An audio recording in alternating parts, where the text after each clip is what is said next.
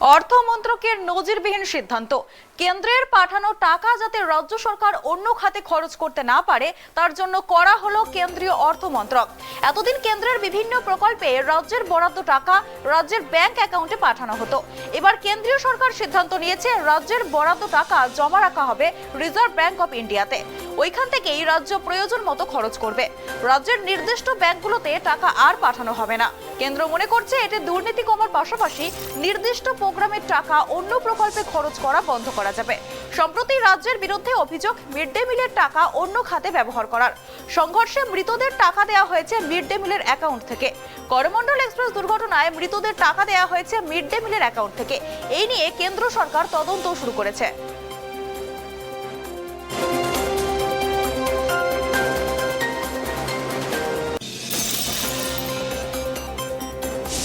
বিস্তারিত জানবো, আমাদের সাথে টেলিফোনে রয়েছে আমাদের প্রতিনিধি রাজীব দত্ত। রাজীব, তোমার থেকে যে বিষয়টা জানতে চাইবো যে কেন্দ্রীয় অর্থমন্ত্রক রাজ্যের বিষয়ে এতটা করা কেন হলো, এতে কি দুর্নীতি কম হবে, কি মনে করছো রাজীব?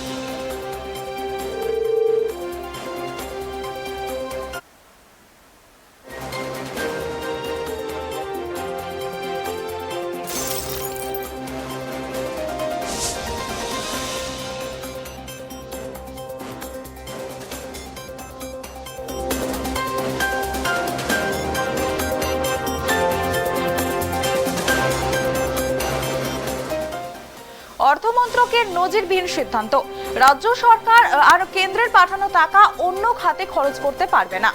রাজ্য সরকারকে এতদিন কেন্দ্র সরকার বিভিন্ন ব্যাংক অ্যাকাউন্টে টাকা পাঠাতো। এরপরে রাজ্য সরকারের জন্য যে টাকা খরচ করা হবে তা রাখা হবে রিজার্ভ ব্যাংক অফ ইন্ডিয়াতে। ফলে রাজ্য সরকার অন্য প্রোগ্রামের নির্দিষ্ট প্রোগ্রামের টাকা অন্য খাতে খরচ করতে পারবে না। ফলে অনেকটাই দুর্নীতি কম হবে বলে মনে করছে কেন্দ্র সরকার। এবং সূত্রের যে খবর, করমণ্ডল দুর্ঘটনায় নিহত বা আহতদের পরিবারকে মিড ডে মিলের থেকে টাকা দেওয়া হয়েছে রাজ্যের তরফে। তাই এই ঘটনার তদন্ত শুরু করেছে কেন্দ্র সরকার। বিস্তারিত জানবো, টেলিফোন লাইনে রয়েছে আমাদের প্রতিনিধি রাজীব দত্ত। রাজীব, তোমার থেকে যে বিষয়টা জানতে চাইবো যে হঠাৎ করে কেন্দ্রীয় অর্থমন্ত্রক রাজ্যের প্রতি এতটা কেন করা হলো, এতে কি দুর্নীতি অনেকটাই কম হবে, কি মনে করছো রাজীব? প্রথমেই বলি, শুধু এই রাজ্য নয়, মানে অন্যান্য রাজ্যের জন্য কিন্তু এই সার্কুলার, অর্থাৎ ভারতবর্ষের প্রতিটা রাজ্যের জন্য এই সার্কুলার। কেন্দ্রীয় মন্ত্রক যেটা চেয়েছে যে আর্থিক শৃঙ্খলা আনতে, অর্থাৎ অর্থনৈতিক শৃঙ্খলা আনতে, সেটা সব থেকে বেশি অভিযোগ তাদের আমাদের রাজ্যের বিরুদ্ধে। জানো যে 100 দিনের কাজ থেকে আরম্ভ করে মিড ডে মিল, কেন্দ্রীয় সরকারের যে সমস্ত প্রকল্পগুলো রয়েছে সেখানে দুর্নীতির অভিযোগ উঠেছে এবং তদন্ত চলছে। মিড ডে মিল নিয়ে তদন্ত চলছে, সেখানে টাকা সাইফন করা হয়েছে।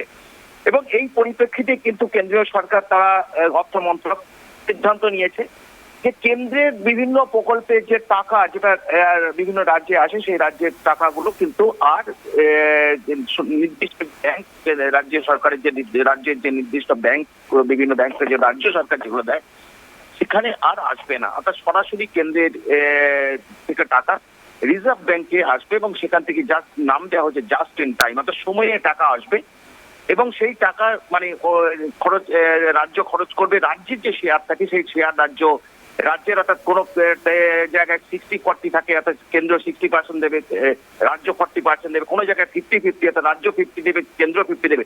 অর্থাৎ রাজ্য তার শেয়ারের টাকা জমা দেবে এবং তারপরে নির্দিষ্ট প্রকল্পে খরচ করা হবে। এবং এক্ষেত্রে একটা জিনিস যে অভিযোগ এই রাজ্যের বিরুদ্ধে হয়েছে, জানো যে বিভিন্ন ক্ষেত্রে কিন্তু ফান্ড ডাইভার্ট করা হয়েছে, অর্থাৎ কেন্দ্রের যে বরাদ্দ টাকা, বিভিন্ন যে প্রকল্পে নির্দিষ্ট প্রকল্পের টাকা, সেই টাকাটা অন্য খাতে নিয়ে যাওয়া হয়েছে। এবং সব থেকে অভিযোগ যেটা মিড ডে মিলের টাকা, এবং সেখানে দেখা যাচ্ছে যে মিড ডে মিলের টাকা, বকটুয়ের যে ঘটনা ঘটেছিল, যেন সেখানে 10 জনকে পুড়িয়ে মারা হয়েছিল, সেখানে কিন্তু ক্ষতিপূরণ রাজ্যের তরফ থেকে দেওয়া হয়েছিল। যে অভিযোগ হয়েছিল যে মিড ডে মিল অ্যাকাউন্ট থেকে সেই টাকা দেওয়া হয়েছে। করমণ্ডল এক্সপ্রেস দুর্ঘটনা, জানো যে এখানে মারা গেছিল এই রাজ্যের প্রচুর মানে বাসিন্দা ছিলেন, তাদের টাকাও কিন্তু এই মিড ডে মিল, বেশ কিছু জনকে মিড ডে মিলের অ্যাকাউন্ট থেকে দেওয়া হয়েছে। তেমনি রাজ্যে সদ্য ঘটে যাওয়া পঞ্চায়েত নির্বাচন যেটা হলো, সেখানে কিছু ক্ষেত্রে দেখা গেছে যে অভিযোগ হয়েছে যে প্রিজাইডিং অফিসার এবং পোলিং অফিসারদের যে ফি, অর্থাৎ তাদের যে এক্সট্রা পাওনা, সেই পাওনার টাকা কিন্তু এই মিড ডে মিলের অ্যাকাউন্ট থেকে দেওয়া হয়েছে। অর্থাৎ অর্থনৈতিক ভাবে যেগুলো দেওয়া উচিত নয়, এই রকম অর্থ দেওয়া উচিত নয়। এবং সেই নিয়েও জানো যে কেন্দ্রীয় সরকার এই বিষয়টা মিড ডে মিল নিয়ে এই অভিযোগ আসার পরই কিন্তু তারা তদন্ত করছে। তাই এই বিষয়টা কিন্তু আর্থিক শৃঙ্খলা আনার পক্ষে জন্যই কিন্তু কেন্দ্রীয় সরকারের অর্থ মন্ত্রকের ডিপার্টমেন্ট অফ এক্সপেন্ডিচার তারা এই সিদ্ধান্ত নিয়েছে। অর্থাৎ এবং সেই সঙ্গে যে জিনিসগুলো বন্ধ হবে তার কোনো জায়গা থেকে ডাইভার্ট করা যাবে না, অর্থাৎ একটা প্রকল্পের টাকা আসা সেটা অন্য খাতে ব্যবহার করা যাবে না। তেমনি এই টাকা যখন কেন্দ্রীয় সরকারের পাঠানোর যে নির্দিষ্ট ব্যাংকে রাখা হতো এতদিন, সেখানে কিন্তু টাকাগুলো নির্দিষ্ট সময়ে খরচ হতো না, পড়ে থাকতো, অর্থাৎ কোটি কোটি টাকা সুদ পেত রাজ্য, সেইগুলো কিন্তু বন্ধ হয়ে যাচ্ছে। এবং সেই সঙ্গে রাজ্য যতক্ষণ না তাদের নির্দিষ্ট শেয়ার টাকা দেবে সেই টাকা তারা ব্যবহার করতে পারবে না। অর্থাৎ এতে উপকার যেটা হচ্ছে যে দুর্নীতি কমবে। অর্থাৎ এতদিন দেখা যাচ্ছে যে এই ফান্ডের টাকা ওখানে নিয়ে যাওয়া, দুর্নীতি বেড়ে যাচ্ছিল এবং সেই বোঝা যেত না, কারণ দীর্ঘদিন ধরে এই অভিযোগ হচ্ছিল সুইচ ওভার ফলে অনেক দুর্নীতি হয়, সেই দুর্নীতিটা বন্ধ হয়ে যাবে। সেই সঙ্গে যেটা হবে যে একটা নির্দিষ্ট মানে সময়সীমা যেটা মধ্যে টাকাটা খরচ করতে হবে, না করলে তার জমিয়ে রাখা যাবে না, সুদ রাজ্য পাবে না। অর্থাৎ অর্থনৈতিক শৃঙ্খলা আনার একটা পরিকল্পনা রাজ্য করছে এবং সবটাই কিন্তু যদি বলো যে সব থেকে বেশি অভিযোগ এই পশ্চিমবঙ্গের বিরুদ্ধে, এবং সেই কারণেই কিন্তু যদি বলো যে এই সিদ্ধান্ত হতে পারে, সেই কারণেই হয়তো এই সিদ্ধান্ত যে পরবর্তী ক্ষেত্রে যাতে অন্য রাজ্যগুলো এই সুবিধে না এই ধরনের প্রবলেম না করে, সেই কারণেই হয়তো এই সিদ্ধান্ত হয়েছে। তবে এবার যেটা হয়েছে যে এটাতে মনে করছে যে স্বচ্ছভাবে যে আর্থিক কেন্দ্রে বরাদ্দ টাকাগুলো নির্দিষ্ট সময়ে খরচ করার প্রবণতা বাড়বে, সেই সঙ্গে দুর্নীতি কমবে, এক ফান্ডের টাকা আর এক ফান্ডে সরিয়ে দেওয়া, নিয়ে যাওয়া এবং অন্য কাজে ব্যবহার করা সেটা বন্ধ হবে, এবং যে কেন্দ্র বিরুদ্ধে যে অভিযোগগুলো হচ্ছে এবং সেই অভিযোগ কিন্তু কমবে। কারণ কেন্দ্র চায় যে নির্দিষ্ট সময়ে যে টাকাগুলো বিভিন্ন বরাদ্দের টাকা, সেই টাকাগুলো যেমন সময়ে তারা পাঠাবে, ঠিক একইভাবে সেই সময়ে নির্দিষ্ট সময়সীমা মেনে কিন্তু খরচ করতে হবে। এবং সেইটা না করার কিন্তু কারণেই কিন্তু এত দুর্নীতি, এত আর্থিক বিশৃঙ্খলা তৈরি হয়েছে। এবং জানো যে আমাদের রাজ্যের বিভিন্ন প্রকল্পের কেন্দ্রের টাকা বন্ধ হয়ে গেছে, 100 দিনের কাজের টাকা, সেখানে দুর্নীতির অভিযোগ। মিড ডে মিল নিয়ে তদন্ত হচ্ছে, কেন্দ্রীয় সড়ক যোজনার টাকা বন্ধ হয়ে গেছে, সেই টাকাও কিন্তু সাইফেন্ড হয়েছে বলে অভিযোগ।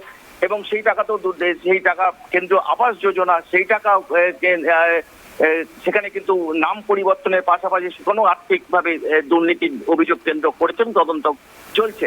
অর্থাৎ এই সমস্ত নিয়ম, এই সমস্ত বিষয়গুলোকে বন্ধ করতে কেন্দ্রের এই নতুন সিদ্ধান্ত।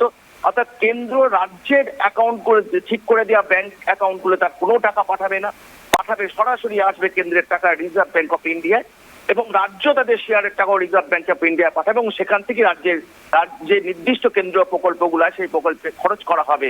এতে একটা আর্থিক শৃঙ্খলা আসবে এবং যার ফলে দুর্নীতি কমবে, স্বচ্ছতা আসবে, এবং নির্দিষ্ট মানে রাজ্যের যে টাকা পাঠানোর যে টাকাগুলো যেগুলো আসছে সেগুলো নির্দিষ্ট সময়ে যে সময়সীমা বেঁধে খরচ করার প্রবণতা বাড়বে। না হলে এবং রাজ্য যে এই টাকাগুলো অন্য ব্যাংকে রেখে যে ইন্টারেস্ট পেত, সুদ পেত কোটি কোটি টাকা, সেই সুদ বন্ধ হবে। অর্থাৎ সব মিলিয়ে কেন্দ্র সমস্ত বিষয়টার চিন্তা ভাবনা করি কিন্তু এত বড় দৃষ্টান্তমূলক একটা সিদ্ধান্ত নিয়েছে, যার ফলে রাজ্য মানে এবং সেটা যদি বলো যে পশ্চিমবঙ্গের বিরুদ্ধে সব থেকে বড় অভিযোগ ছিল যাতে, এবং সেই কারণেই কেন্দ্রের টাকা বন্ধ হয়েছে। অর্থাৎ কেন্দ্র চাইছে আর্থিক শৃঙ্খলার পাশাপাশি দুর্নীতি কমাতে, এবং যে খাতে টাকা আসে সেই খাতে টাকা যেন নির্দিষ্ট সময়ে খরচ করা হয়। সেই জন্যই কিন্তু এই নতুন এই সিদ্ধান্ত গত 13ই আগস্ট কেন্দ্রের তরফ থেকে কেন্দ্রের অর্থ মন্ত্রকের ডিপার্টমেন্টাল অফ এক্সপেন্ডিচার, অর্থাৎ যারা খরচ সংক্রান্ত যারা হিসেব যে দপ্তর রয়েছে তারা এই সার্কুলার জারি করেছে। প্রত্যেকটা রাজ্যের ক্ষেত্রে এই রাজ্যকে এই নির্দেশ দেওয়া হয়েছে। অর্থাৎ এরপরে কিন্তু কোনোভাবেই আর টাকা রাজ্যের নির্দিষ্ট ঠিক করে দেওয়া ব্যাংকগুলোতে আসবে না, আসবে সরাসরি রিজার্ভ ব্যাংক অফ ইন্ডিয়ায়। ধন্যবাদ রাজীব আমাদেরকে এই বিষয়ে বিস্তারিত জানানোর জন্য। আবারও জানিয়ে রাখি, অর্থ মন্ত্রকের নজিরবিহীন সিদ্ধান্ত, কেন্দ্রের পাঠানো টাকা যাতে রাজ্য সরকার অন্য খাতে খরচ করতে না পারে তার জন্য করা হলো কেন্দ্রীয় অর্থ মন্ত্রক। প্রতিদিন কেন্দ্রের বিভিন্ন প্রকল্পে রাজ্যের বরাদ্দ টাকা রাজ্যের ব্যাংক অ্যাকাউন্টে পাঠানো হতো। এবার কেন্দ্রীয় সরকার সিদ্ধান্ত নিয়েছে রাজ্যের বরাদ্দ টাকা জমা রাখা হবে রিজার্ভ ব্যাংকে, ওইখান থেকেই রাজ্য প্রয়োজন মতো খরচ করতে পারবে। রাজ্যের নির্দিষ্ট ব্যাংকগুলোতে আর টাকা পাঠানো হবে না। কেন্দ্র মনে করছে এতে দুর্নীতি কমতে পারে এবং নির্দিষ্ট প্রোগ্রামের টাকা অন্য প্রকল্পে খরচ করা বন্ধ হবে।